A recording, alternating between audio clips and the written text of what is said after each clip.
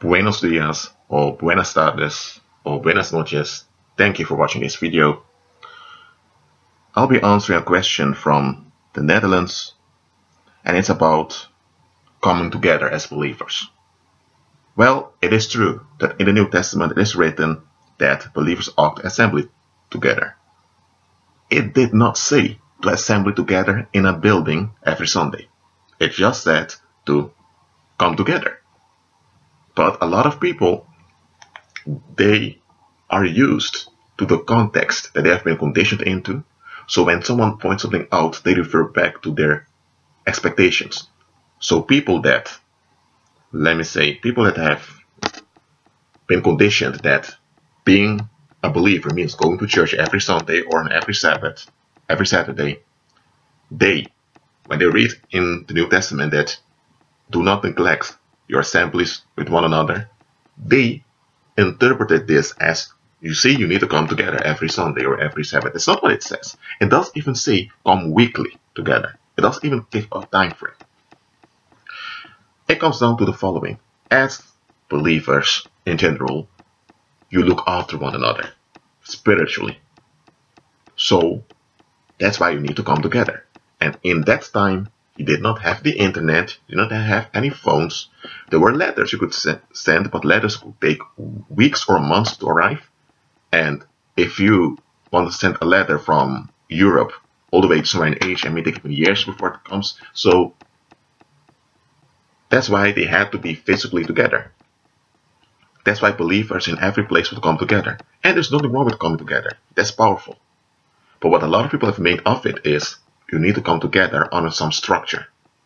Because worldly people, they are comfortable under static structures. That's what they're longing for. And believers were worldly people before they became born again. But a lot of believers are not delivered from all those worldly thinking patterns. So when they see a lot of people coming together, in the name of Christ, they think this is good. But they don't look any further because they can't see that their expectation of a static framework is wrong. And they can't see it because most people around them that claim to follow Christ also uphold that static framework. So I'm telling you now, there's nothing wrong with going to a building, alright, to come together. However, the moment you become dependent upon that building, and the moment that building or that coming together gets a hold on you, it has gone way too far. And she had another question. This relates more to the Dutch case. Which Bible translation she could rather read because she doesn't trust the modern translations. I agree with you. I agree with her because it's a she. I agree with her completely. Many of those. Hold on a minute. Forgive me. I read it wrong. It's not a her, a she. Sorry. Anyway, I agree with this individual that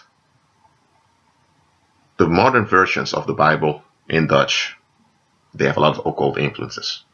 So I would recommend the NPG 51.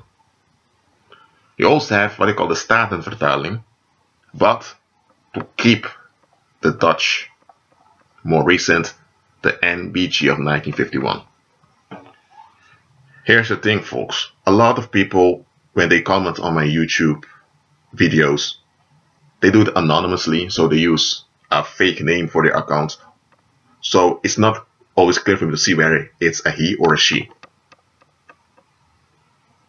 Hold on. Well, anyway, whoever from the Netherlands asked this question, I hope you have your answer here. Forgive me if I didn't notice immediately whether you were a he or a she. Well, it happens. I'm automatically inclined to say he because most of the people that comment are males. But okay. That was the question about assemblies and about Bible versions in Dutch. Maybe you are not from the Netherlands. Maybe you are from Finland or Sweden or from Bulgaria. I don't know where you're from. I'm not aware of all Bible translations. I don't know the depth of all of them. Just let Holy Spirit to guide you to which version you're using, okay? Anyway, if you have a Bible translation that downplays the sacrifice of Christ, what Christ has done for us, then throw it away immediately. Just throw it away. Don't waste any time with it.